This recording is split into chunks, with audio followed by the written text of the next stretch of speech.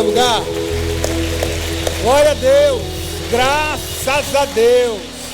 Que bom que você chegou. Você pode cumprimentar a pessoa que está do seu lado. Você pode desejar a ele ou ela a paz do Senhor. Que bom que você chegou à igreja. Que bom que você veio à casa do Senhor. Glória a Deus. Que beleza. Glória a Deus. Você pode sentar, querido. Amém. Amém, irmãos. Que beleza, que coisa boa.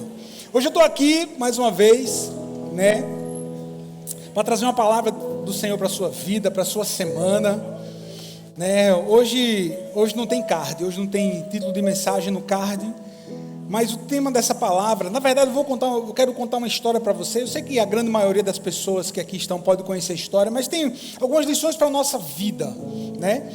O tema dessa palavra é assim: quando o que Deus pede parece impossível.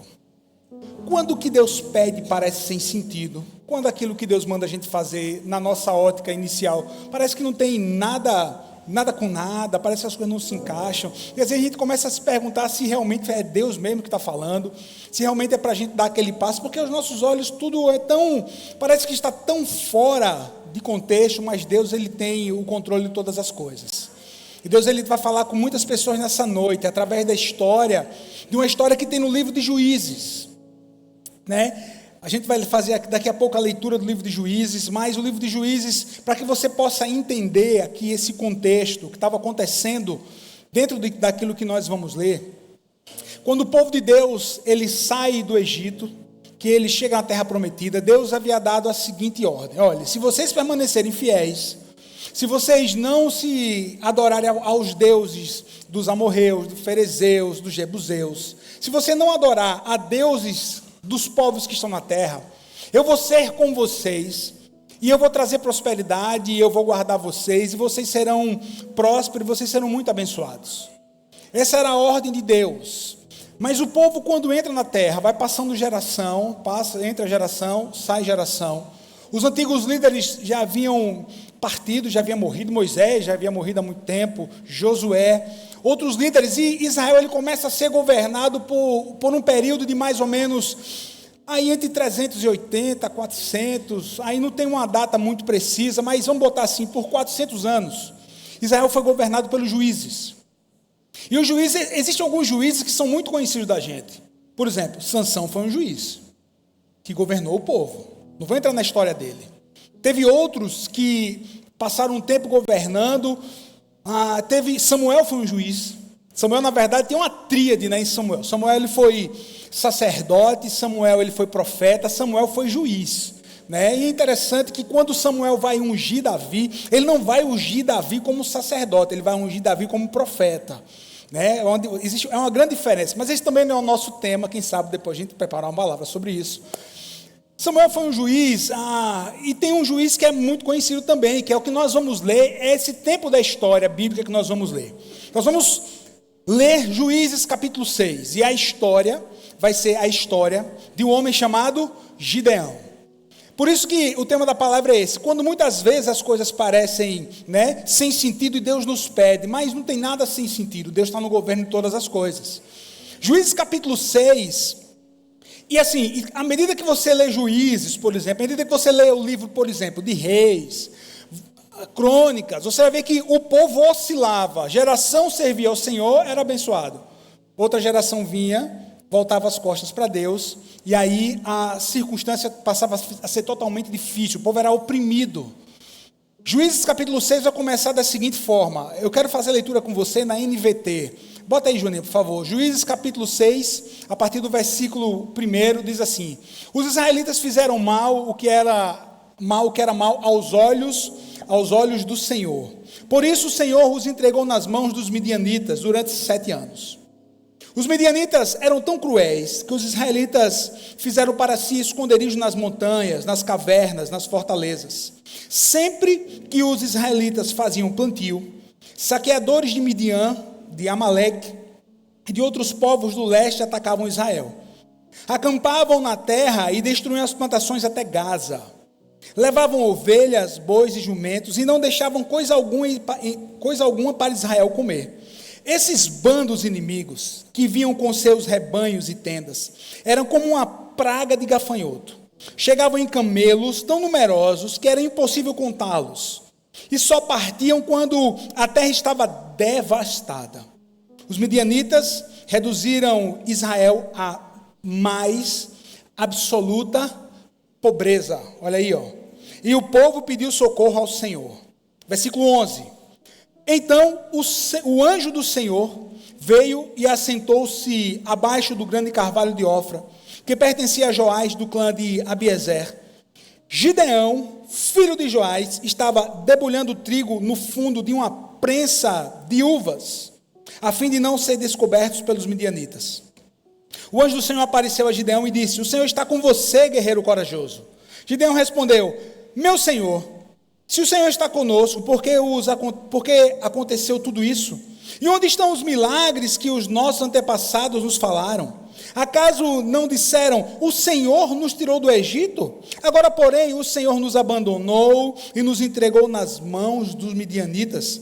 Então o Senhor se voltou para ele e disse: vá com a força que você tem e liberte Israel dos midianitas. Sou eu quem o envia. Quem diz amém por isso? Você pode dizer para quem está do seu lado assim: é Deus quem te envia. É Deus quem te envia. Fala com fé, irmão. Faz nem sentido, pastor. Logo eu, você. Essa palavra é para você. Veja só, olha como a história, ela fala com a gente. 7 anos, né? Há 7 anos os midianitas viam com um monte de soldado, com um monte de gente, levavam os animais deles, chegavam em Israel e deixavam Israel na mais profunda pobreza. Olha que espírito, olha só, irmão, olha que espírito terrível. O inimigo, ele vai lançar sobre Israel, por conta que Israel desobedece ao Senhor, volta-se contra o Senhor. Olha o espírito, olha a opressão. Midianitas, amalequitas, de novo eles, né? Amalequitas, midianitas e povos do Oriente. Esse povo, irmão, significa até hoje um espírito que vai roubar a esperança das pessoas. Midianitas, amalequitas e povos do Oriente junto, é aquele espírito que rouba aquilo que você produz. É aquele espírito que rouba a sua alegria, é aquele espírito que rouba a sua paz, é aquele espírito que rouba o fruto do seu trabalho, pelo fato de você não ter consagrado ao Senhor e não estar servindo e não estar seguindo os princípios do Senhor como deveria. Isso é terrível demais, porque, veja bem, ele não vem para matar. Ele não vem para matar, ele vem para tirar aquilo que é produzido, a fim de que a pessoa sofra e se volte contra Deus. Até hoje se repete, sim ou não? Até hoje se repete. Porque veja só, olha a resposta, quando o anjo fala com Gideão, aí Gideão vai dizer assim: mas cadê o Deus que nos tirou do Egito, que fez tantos milagres nas gerações passadas? Cadê esse Deus? Cadê ele? Os midianitas chegam aí. Lembre que o ciclo da terra, a cada 7 anos, a terra produzia. No 7º ano era quando a terra dava colheita. O 7º ano era para a terra descansar. E exatamente aí, quando eles vão a Israel para roubar o mantimento, para roubar aquilo que eles haviam produzido. Querido, não há nada mais desestimulador do que a gente trabalhar, do que a gente produzir e não ver resultado. Sim ou não? Isso é terrível, meu irmão. Eu estou falando aqui para empresários, falo aqui para pessoas que são funcionários, pessoas que têm um pequeno negócio. Veja bem, eu não conheço ainda uma pessoa que vai achar ruim com o seguinte cenário. Olha o cenário. Pastor, está uma correria na loja, está uma correria no negócio, está uma correria no mercado, está uma correria onde eu faço. Sabe por quê? Tem tanto pedido, as coisas estão saindo, é tanto trabalho. É tanta coisa acontecendo, a gente tem que fazer serão, a gente tem que pagar hora extra, a gente tem que trabalhar até o sábado, até mais tarde, no dia da semana sair mais tarde. Mas quando o real está entrando na conta, irmão, está tudo beleza, sim ou não? A gente trabalha de boa, a gente produz por quê? Porque o recurso está chegando. Agora, coisa ruim. Rapaz, pastor, pense a trabalheira que a gente está trabalhando tanto, mas a gente não está vendo, não está vendendo, não consegue vender, faz tudo, prepara. bota o povo até mais tarde, fica esperando, mas as coisas não acontecem. Desestimula ou não? Claro, meu irmão. E ainda mais produzir, e aquilo que você produz, o resultado da sua produção, de uma hora para outra você perde. Aí é pior ainda. Era exatamente o que estava acontecendo com o povo de Deus. E tudo isso estava tirando o ânimo. Aí o povo está dizendo assim: cadê Deus? Cadê o Senhor? Cadê o Senhor que deu o livramento? Quem sabe essa é a sua história.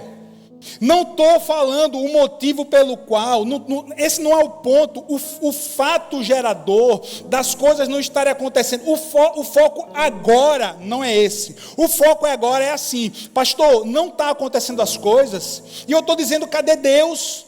Por que está adiantando ir para a igreja? O que está adiantando eu dizimar? O que está adiantando eu ofertar no altar? Porque eu oferto e o meu dinheiro não rende. Porque eu trago a minha oferta no altar, o meu dízimo, e o meu dinheiro não rende. Querido, é um tempo de prova. Continue, porque uma hora o jogo vira. Porque uma hora a circunstância vira. Só não pare. O Senhor está provando você. A circunstância está provando você, mas Deus, Ele é fiel para cumprir a sua palavra. Deus nunca abandonou o povo. Deus nunca abandonou você, filhão. Deus nunca abandonou você, minha querida irmã. O Senhor nunca abandonou. Ainda que esteja passando por essa situação tão difícil, o Senhor está enxergando tudo do alto sublime trono dele. Ele está dizendo assim: espera mais um pouquinho, eu estou chegando aí com providência. Espera mais um pouco, não desanima não. Vai para a igreja. Bendito seja você que chegou na igreja hoje. Porque você vai receber essa palavra para reanimar aí o seu coração para essa semana. Pastor, foi difícil semana passada, eu sei, mas somos sempre otimistas, meus irmãos. Essa semana vai ser uma bênção. Essa semana vai ser uma bênção. Pastor, mais exame, mais perícia para fazer, mas não sei o quê, mas vou ter que ir no médico. Em nome de Jesus, o Senhor está com você.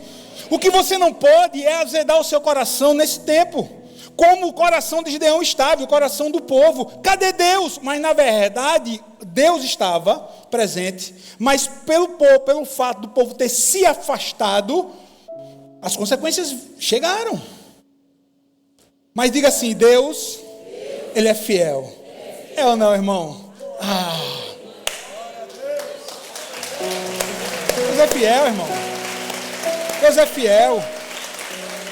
Deus é fiel. Está lá Gideão, nos diz a história, né? Está lá Gideão, como nos diz malhando, ou seja, debulhando o trigo no lugar de prensar uva, debulhando o trigo no lagar. Se eu posso trazer uma lição para você, entenda. Deus, Ele sempre vai extrair o melhor de mim e de você. Diga assim: Deus sempre irá extrair o melhor de mim. E muitas vezes, escuta, entenda também, Deus, Ele quando olha para você, Ele não está enxergando o seu pecado, Ele está enxergando o melhor que tem em você. E você que ainda não entregou a vida para Jesus, Ele está enxergando a possibilidade de você se voltar para Deus através de Jesus. Está lá Gideão malhando o trigo. Irmão, vê só, eu tenho uma visão tão ampla dessa história. Está ligado, Estezinha? Tem uma visão tão ampla disso.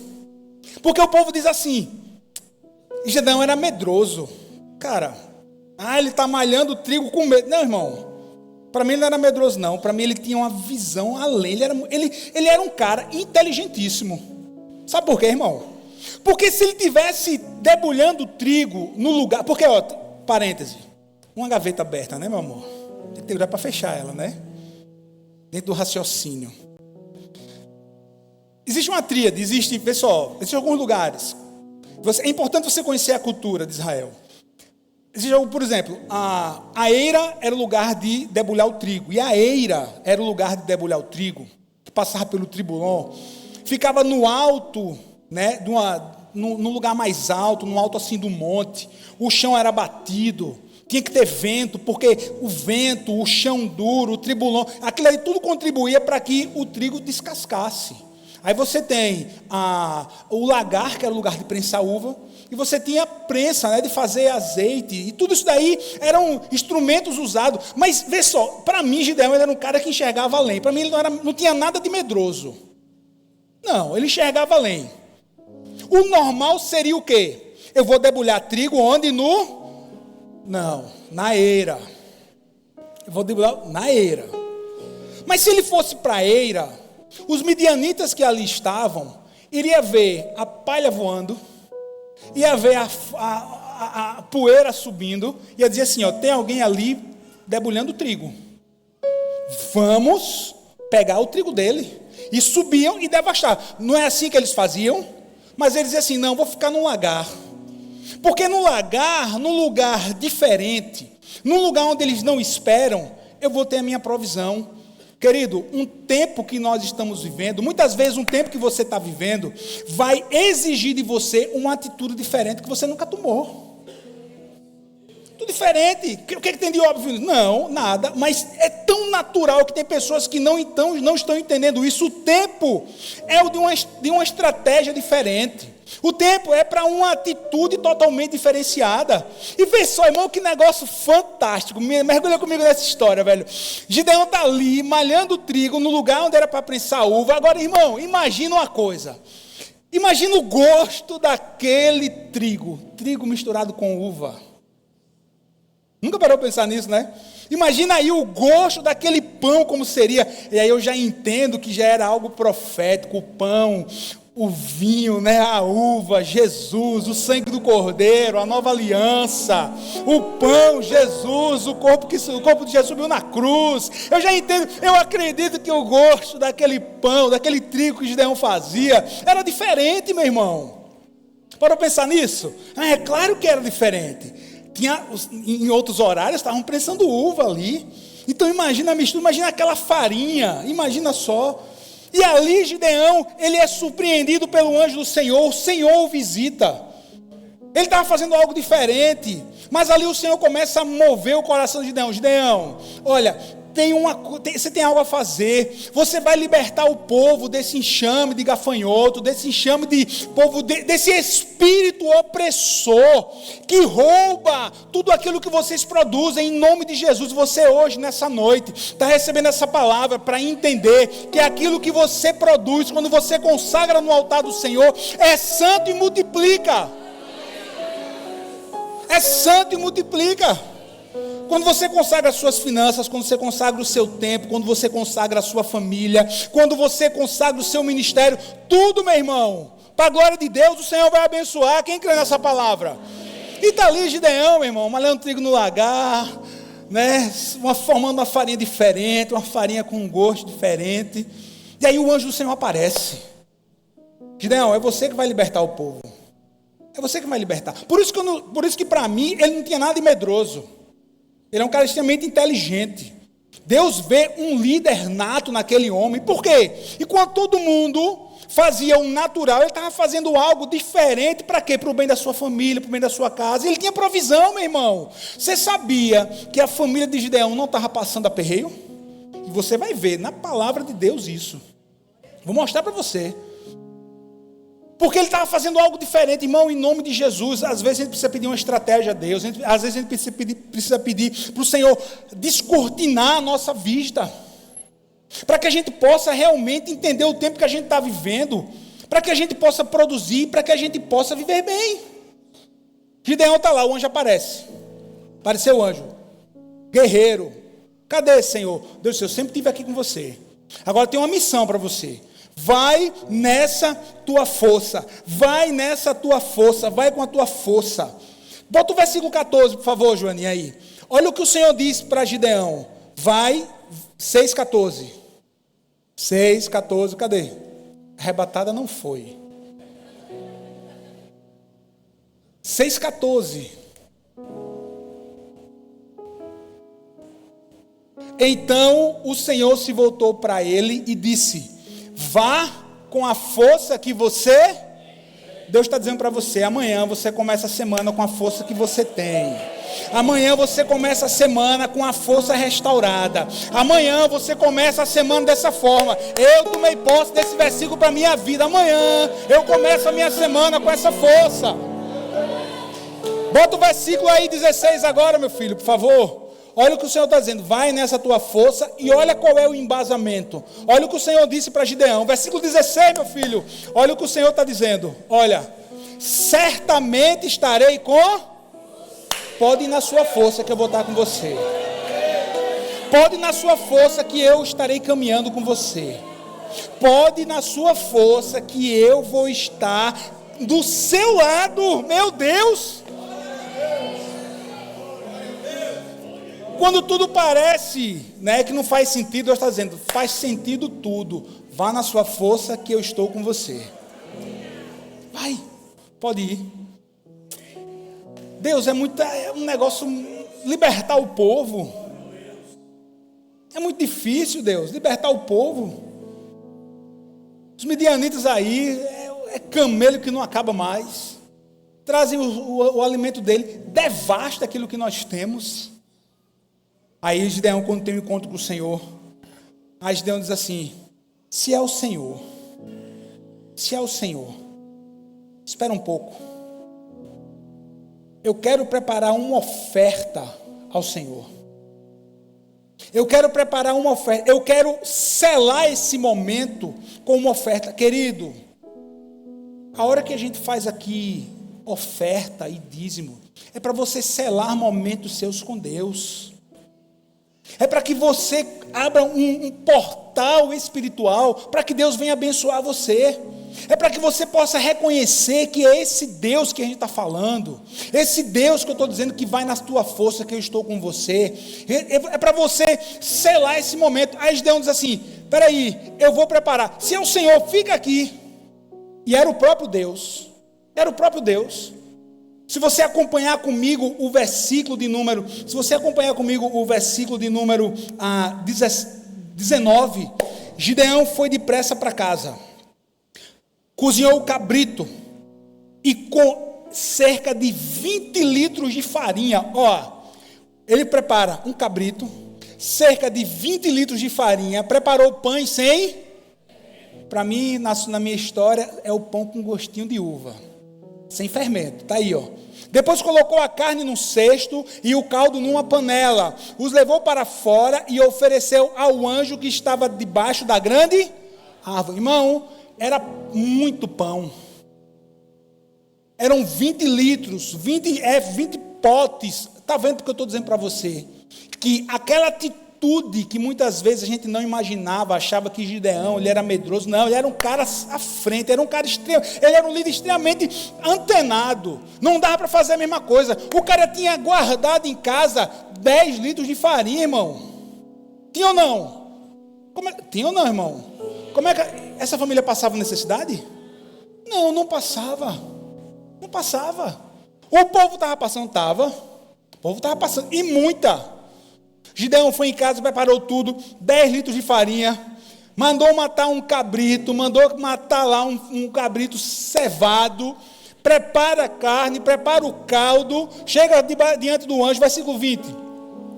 O anjo de Deus lhe disse, coloque a carne e os pães sem fermento sobre esta pedra e derrame neles Aí ele preparou, já estava lá a pedra, o altar de pedra. Estava feito, foi colocado os pães, foi colocada a carne, foi colocado lá vamos lá, no Nordeste, aquele pirão por cima, versículo 21.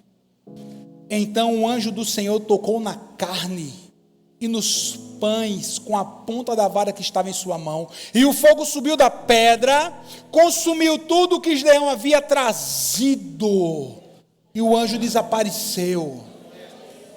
Era o próprio anjo do Senhor, a presença do Deus ali naquele lugar. Aí Gideão diz assim, mãe, vê só, ofertar a Deus, o quê? O que é que Deus precisa? Deus precisava de pão, meu irmão. Deus precisava de carne, Deus precisava lá do pirão, não precisava, meu irmão. Mas era a forma de reconhecimento de Gideão a Deus, a sua presença. Ali era um selo de um tempo que iria mudar, não só na vida dele, mas na vida de todo Israel. Aí você vê, anjo, ser espiritual, precisa de comida? Não precisa, mas ele fica lá, bota lá no altar, toca, o fogo consome. Meu irmão, em nome de Jesus, nós trazemos a nossa oferta ao altar, e é consumido pelo fogo do Senhor, e o Senhor se agrada disso. E o Senhor se agradou disso. Aí isso daqui, meu irmão, essa oferta, aquela palavra de Deus sobre a vida de Gideão, ali foi um start. Ali ele disse assim: o Senhor está comigo, a partir de amanhã as coisas mudam. A partir de amanhã as coisas mudam. O altar sempre nos abençoa. O altar sempre multiplica sobre a nossa casa, sempre multiplica sobre a nossa vida. O altar, quem se encarrega do altar é Deus. O Gideão colocou lá a oferta, o anjo tocou. O Gideão não toca no altar, ele só entrega. Meu pastor falando de dinheiro, estou porque eu quero que você prospere. Porque a igreja do Senhor é sustentada por Ele, não é por você não, é por Deus. Agora Ele usa a mim, a você, para que a obra dele seja concluída aqui na terra. Quem prospera somos nós. Você acha que faltou na casa de Gideão? Não, meu irmão. Muito pelo contrário. Muito pelo contrário. Pastor, essa palavra está falando comigo. Pastor, essa palavra está trazendo um entendimento para a minha vida. Amém, querido, que assim seja. Que assim seja. Mas era grande desafio, sim ou não, que ele teria pela frente? Sim, e que desafio. Libertar um povo do inimigo que vinha de 7 anos para devastar. Um espírito de opressão, um espírito de pobreza, um espírito de escassez, que tudo isso estava culminando no povo se afastando mais de Deus e duvidando do poder de Deus. Está ligado aqui no contexto da história. Aí Gideão diz assim: Senhor, eu tenho uma grande missão. E agora? Como é que eu vou fazer para liderar esse povo, para levantar? Olha, sabe o que ele tinha que fazer? Ele tinha que levantar um exército. Ele tinha que levantar um exército para lutar contra os midianitas, amalequitas e povos do Oriente. Ele não podia ir sozinho. Tem coisas que Deus vai colocar as pessoas certas no seu lado para que os objetivos sejam concluídos. Ele vai colocar pessoas chaves, pessoas certas, pessoas que vão abrir portas para você, pessoas que vão ter a sua visão, pessoas que vão ter o seu coração. Quem não tiver, não dá para participar da batalha com você. Daqui a pouco a gente chega na parte da batalha. Mesmo depois dessa experiência, por isso que eu enxergo muito de mim e de você em Gideão, meu irmão.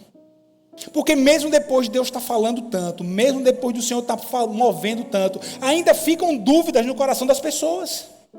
Ainda fica dúvida. E é interessante que Deus não vai recriminar Gideão. Deus não vai dizer assim: Gideão, já falei uma vez com você. Não. Às vezes que Gideão vai fazer a prova com Deus, primeiro ele faz uma prova. Se é o Senhor, fica aqui e espere a oferta vir. Aí diz assim: pode ir. Pode ler na história.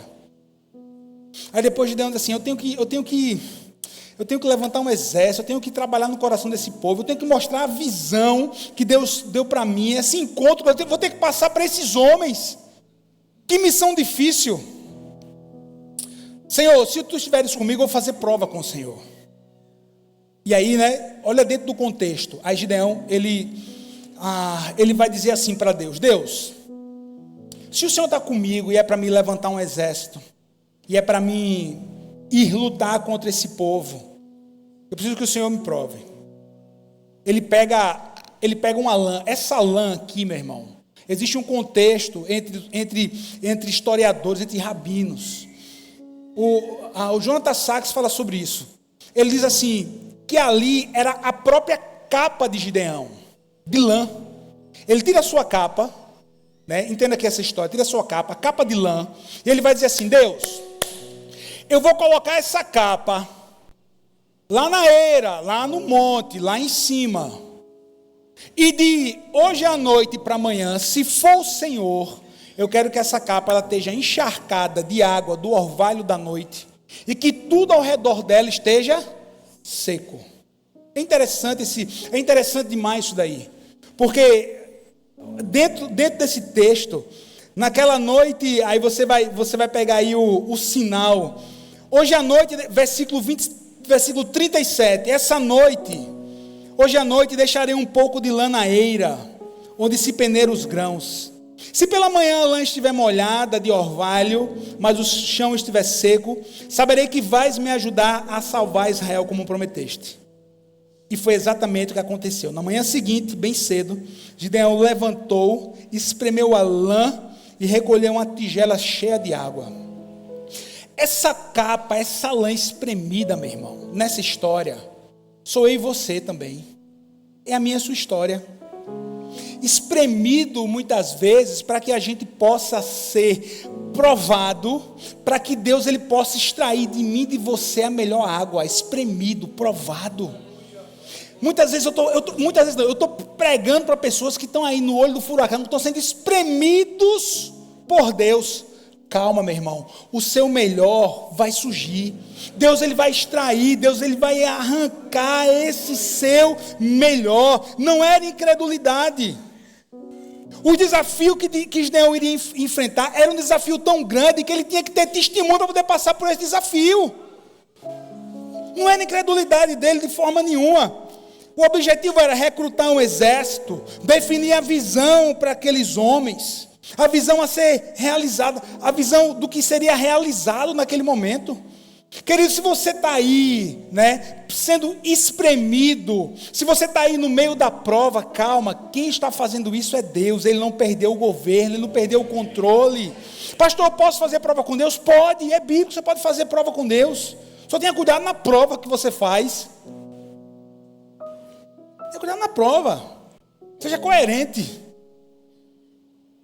Certa vez eu ouvi uma pessoa dizendo assim: pastor, olha, aí disse lá a história, e eu ouvindo, Aí ela disse assim, ela disse assim: e se eu visse um homem andando de calça amarela e camisa roxa, eu sabia que era Deus falando. Ela disse: um homem de calça amarela e camisa roxa, só se você fosse encontrar um palhaço no circo. Às vezes a gente, não, meu irmão, peça provas coerentes. Peça provas reais. Gideão disse assim: se o orvalho ficar só na capa, eu vou saber que é o Senhor. No outro dia, estava lá, a lã encharcada. Aí Gideão diz assim: Deus, mas tem um desafio agora. Eu quero que o Senhor me faça o contrário. Eu vou deixar mais uma noite, e eu quero que a lã ela esteja seca e que tudo em volta esteja molhado. Tudo ao redor esteja molhado. Deus disse assim: pode botar. No outro dia Gideão, ele pega ali, quando pega a lã seca, quando pega ao redor, tudo molhado. Tem uma lição muito importante, porque eu acabei de dizer que para você, que você precisa de pessoas junto com você para enfrentar os desafios da vida. E muitas vezes, sabe o que você precisa? Passar a visão, passar aquilo que está no seu coração, passar aquilo que o Senhor já te entregou.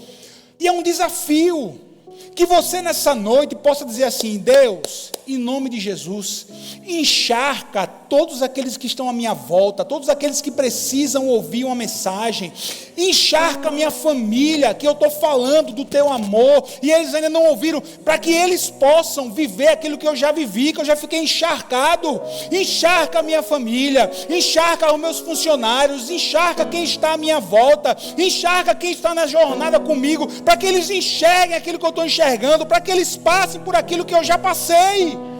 É um desafio. Gideão tinha que levantar um exército que não era nem 1,00 alguma coisa da quantidade de homens amalequitas, midianitas do Oriente. Ele tinha que convencer aqueles homens a lutar. Você acha que era fácil? Você acha que foi fácil? Não, não foi. Só que ele diz assim: Deus, encharca aí. Encharca quem está à minha volta. Eu já fui encharcar. Eu já sei aquilo que o Senhor tem para a minha vida. Agora as pessoas ao redor, elas precisam entender, elas precisam compreender. Querido, que a sua oração nessa noite também seja essa: Deus, amanhã eu vou chegar no meu trabalho, vou chegar lá na minha empresa, vou chegar onde eu tiver de ir amanhã, e que as pessoas amanhã eu possa falar, elas possam me ouvir. E a gente pode chegar no consenso e as coisas possam acontecer e que nós possamos caminhar juntos.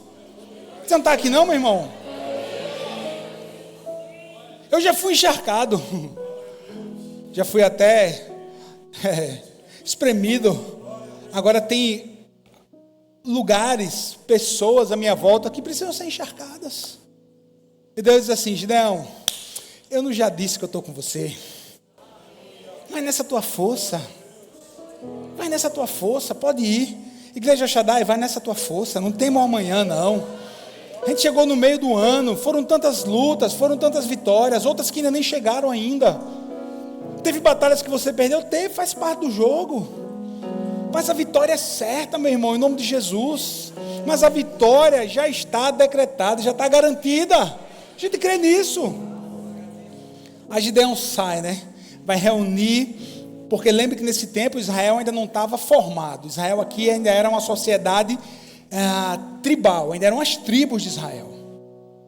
Tanto é que ele é da meia tribo de Benjamim, né? A menor.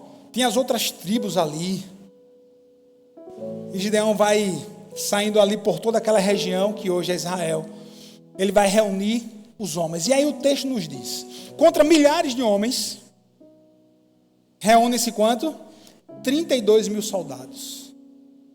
Vou correr aqui por conta do tempo. 32 mil soldados reúnem. Aí Gideão diz assim: Deus, estamos prontos para a luta. Estamos prontos. Tem 32 mil homens valentes. 32 mil homens valentes de Israel aqui, pronto para a gente ir para a batalha contra os amalequitas, midianitas, vai sobrar ninguém. Aí Deus diz assim: não é bem assim, Gideão. Tem uns ainda que ainda não foram encharcados com aquilo que está no seu coração. Tem outros que tem homens que estão com medo, ainda tem gente que está com medo. Ainda tem homens que estão aí só porque foram no embalo, mas não estão no mesmo espírito, estão com medo. E meu irmão, olhe, da mesma forma, lembre-se que a fé, ela contagia, da mesma forma que a fé nos impulsiona, o medo é uma tristeza, meu irmão. Medo é um negócio terrível, que também multiplica do mesmo jeito. E parece que multiplica mais rápido do que uma palavra de ânimo.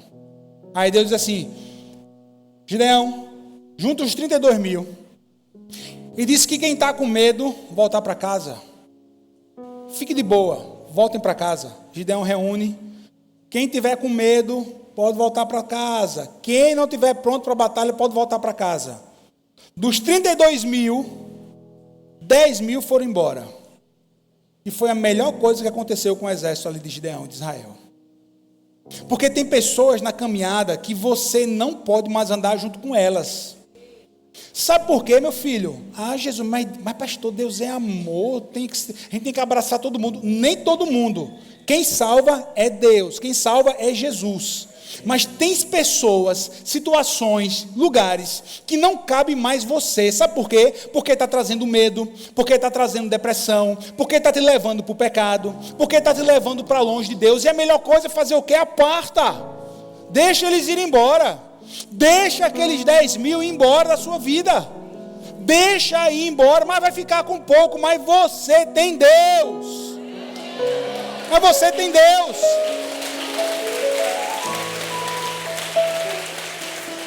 A visão de Gideão era o quê?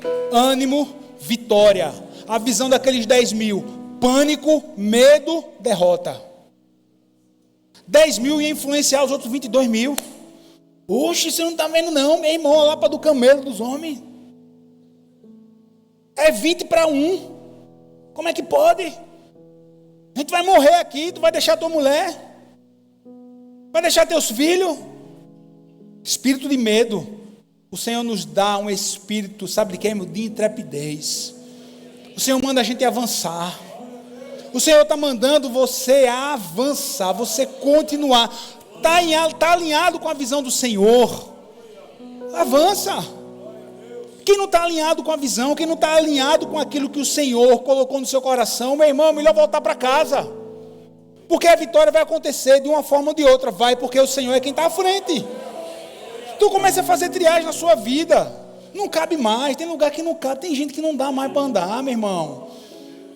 Não, pastor, porque antigamente tinha um negócio assim, a gente fazia um negócio, uns esquemas assim, né? Aí tinha uma bola, aí tinha um dinheirinho que pingava, que não sei o quê. Se não fizer isso hoje o quê, meu irmão? Deus abomina isso. Não cabe mais com você. Não, mas era uma pessoa que anda muito comigo, é um sócio, não dá, desfaz. Desfaz. Ande no caminho da bênção. Por isso, irmão, por isso, é um negócio tão sério. É um negócio tão sério. não é raro, desculpe, não é incomum, não é incomum a gente encontrar com pessoas no gabinete, né, pastor, passando uma luta, dificuldade no trabalho, não sei o quê, porque é a sociedade, porque é o meu sócio, porque não sei o quê. Peraí, quando você foi, temia o Deus que você temia? Não, era uma pessoa muito boa, está tendo problema hoje. Essa semana eu abri um negócio no Instagram, um negócio de pergunta, aí teve uma pessoa que mandou um áudio para mim, aí eu disse assim, amigo, primeira coisa que você tem que analisar nessa nova que está sendo proposto a você com sociedade. Primeira coisa, antes de você fazer um plano de negócio, antes de você ver um planejamento estratégico, antes de você ver se tem capital, veja se a sociedade que você vai entrar, esse homem ou essa mulher é um homem ou uma mulher temente a Deus. Porque se for temente a Deus, a probabilidade de dar errado, ela diminui.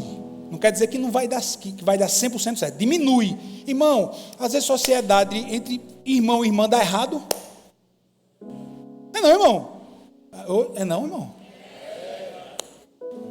Está vendo? Analise direitinho com quem você está caminhando. É melhor você chorar hoje porque você acaba um namoro. Porque você acaba um noivado com um homem, com a mulher, que você sabe que não é de Deus. Você está insistindo. É melhor você acabar hoje, chorar uma semana, do que passar o resto da vida chorando. Pastor, eu vou passar o dia de namorado sozinho. Filha, é melhor passar sozinho o dia 12 do que passar o resto da vida mal acompanhada. Um homem que não lhe ama. Com a mulher que lhe agride. Velho, pelo amor de Deus. Tão básico, né, irmão? Tão básico.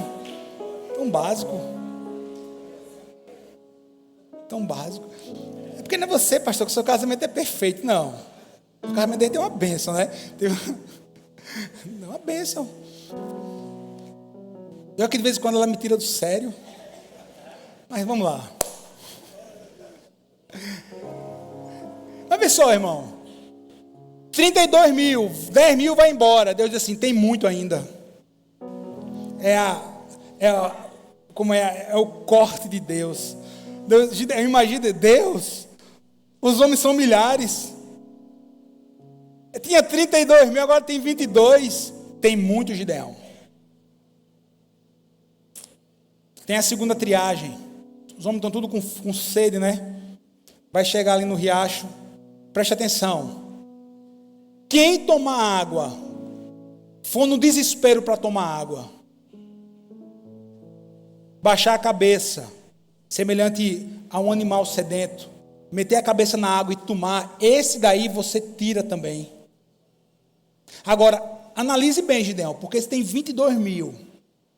Dentro desses 22 mil, os soldados que abaixarem, posição, pegou a água, está aqui atento a tudo, está aqui ligado a tudo, está pegando água aqui, ó, mas está vendo se o inimigo está aqui, ó. Esses caras são padrão. Esses caras que você precisa, abaixou, pegou água, vendo tudo, esses caras que você precisa. Aí você separa. É desses que você precisa. Irmão, às vezes a gente andar com 300 do que andar com 22 mil vai dar muito mais resultado.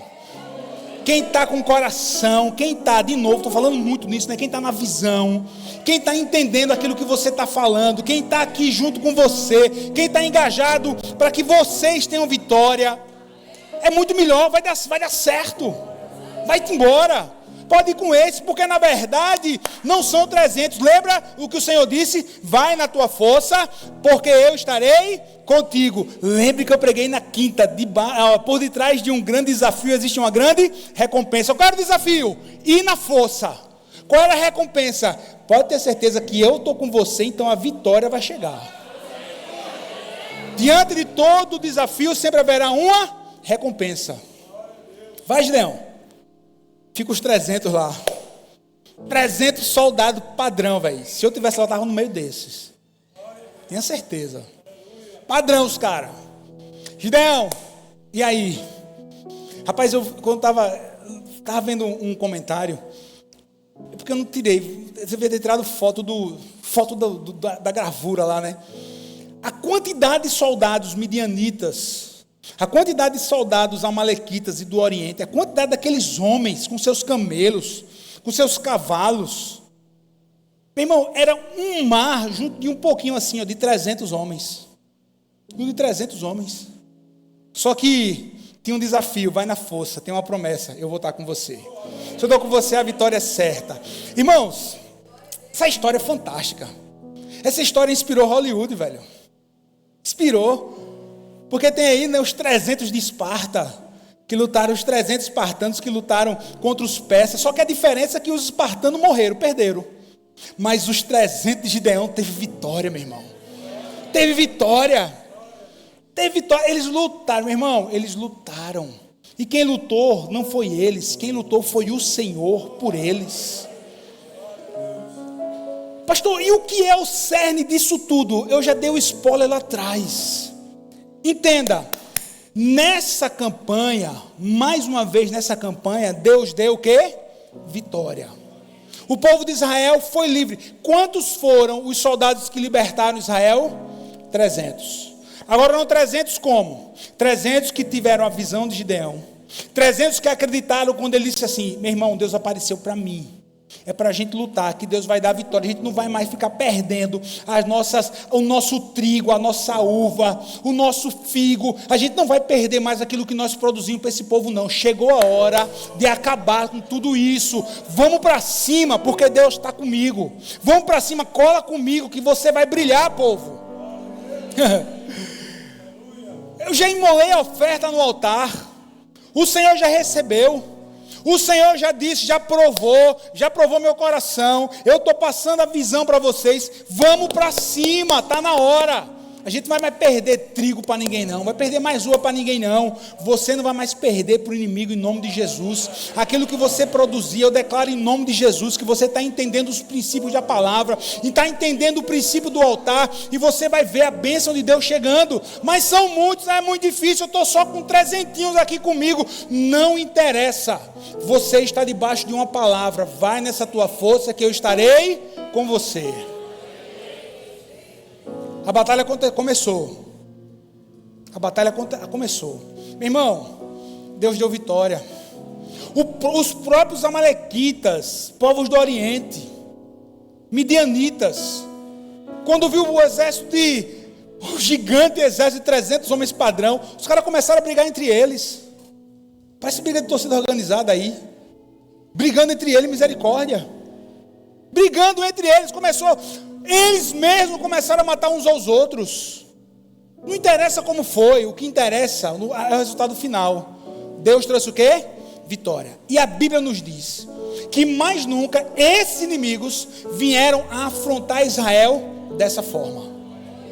Porque é uma vitória que Deus te dá. Receba essa palavra, que ela é profética. Porque tem vitórias que Deus está te dando hoje, que vai durar a sua vida inteira. Em nome de Jesus, tem bênção que o Senhor está te entregando nessa noite, que vai perdurar a sua vida. Que vai perdurar a sua vida. Tem palavra que está chegando no seu coração, essa palavra rema, que está expandindo aí a sua mente, que é para o resto dos seus dias. É para o resto dos seus dias. Para o resto dos seus dias. Vitória aconteceu. Amém? Aí o povo vai chegar para Gideão. Aí o povo vai dizer assim: Gideão, você é o cara, Gideão. Você é o líder nato. Nós queremos que você governe sobre a nossa casa, governe sobre as tribos de Israel. Bota aí o capítulo 8.